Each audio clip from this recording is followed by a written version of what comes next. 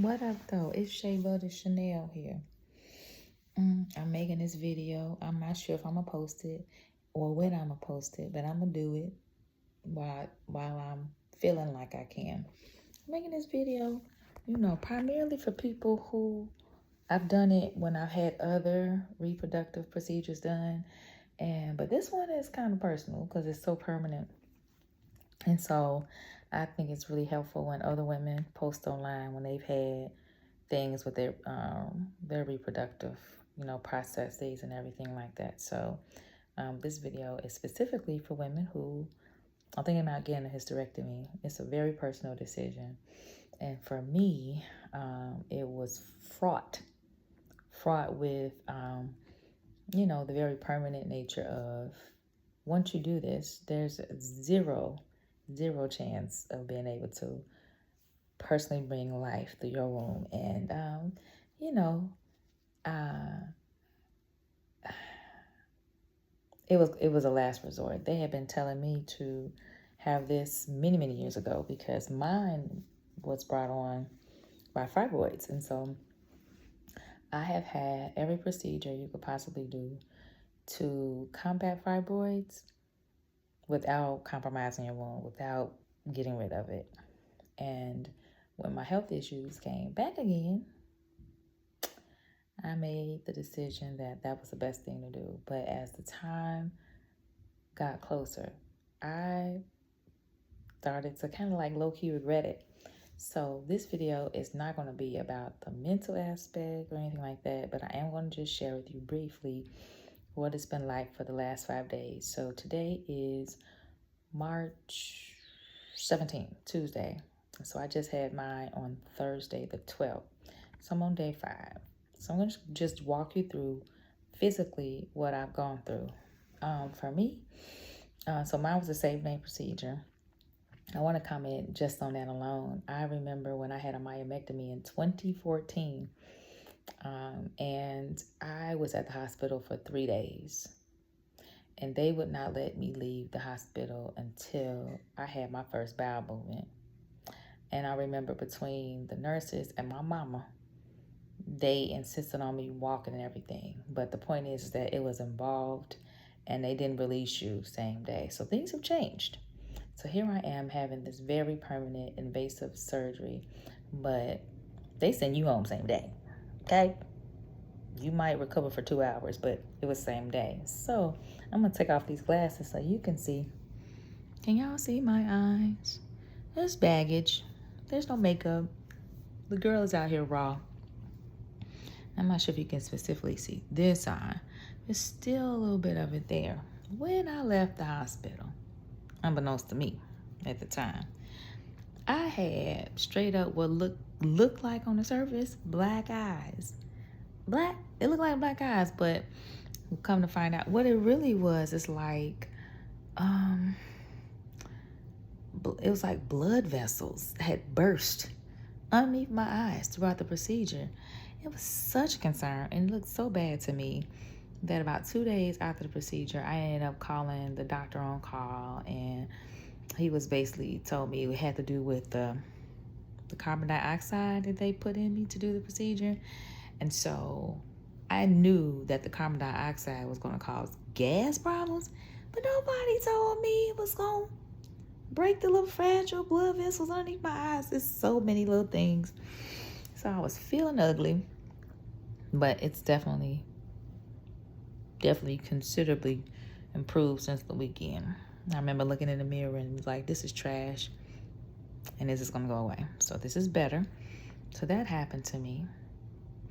But that first 48, when I tell you I was discomfortable, uncomfortable, miserable, all the abuse, I was so in pain.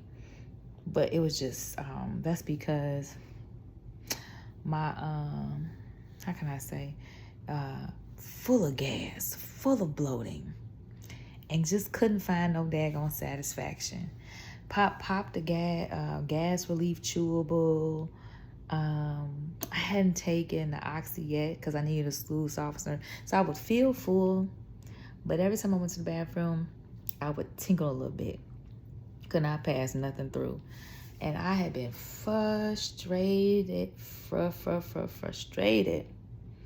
until finally took a stool softener, took the painkiller, the oxy, and as long as I took that, all of a sudden I had energy by day 3 or so, and I got the moving around. But then I tired myself out. So between the walking, which my boyfriend made me walk around, you can stay on me. Are you walking? Get up and do 2 laps around the kitchen. And between that and the painkiller, I was feeling pretty decent. Then I wore myself out and then felt like I needed a nap in the middle of the day. So energy been doing like this. Been doing like that. Energy. Yeah. And then finally, yesterday, the morning of day 4, finally, that stool softener was doing the Lord's work, broke through, woke up early in the morning, and finally had a bowel movement. I was so happy to God. I got out the bathroom, sat for 5 minutes, and it's like the engines were purring now. I mean, I used the bathroom all day yesterday. It was finally solid. The little things that are huge things. Once I started bowel movement, I felt normal again. And so the discomfort, the gas, the bloatedness has gone. What remains now is this feeling that I can't laugh, sneezing, a cough, all of that I feel tremendously. And that's the tightening, that's the internal stitches. So here's the thing, starting to feel some normalcy, but having to move with intention and slow and don't do too much, because these internal stitches have got to heal. They've got to heal. And I feel sensitive in my abs because of it. All the little twisting and turning, I gotta calm down. I gotta stay nimble, stay humble. Even though, because I know because I don't feel like I need a painkiller, which I didn't take today, that'll be the danger. That will be the danger. Now, girlfriends, I'm going to share with you this. You take how you want to. But I am happy. So with my hysterectomy, they left my ovaries in, because I did not want to wake up in early menopause. I wanted whatever little hormones I had left, I needed them. And I'm going to left them, because she's still alive, if you know what I'm saying. She's still alive. Desire has not left the building. I feel as normal today as I did this time last week before the surgery, if you know what I mean. So, left ovaries. Could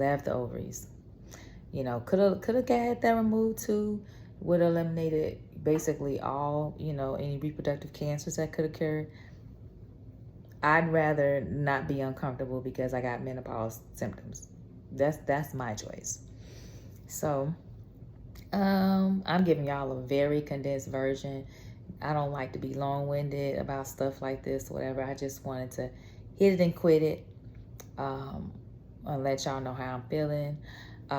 Physically, I will close with this. I'm still processing a lot of stuff, off and on. I will say this, in the midst of all this physical stuff going on, and I tell you, my emotions have been doing the pendulum.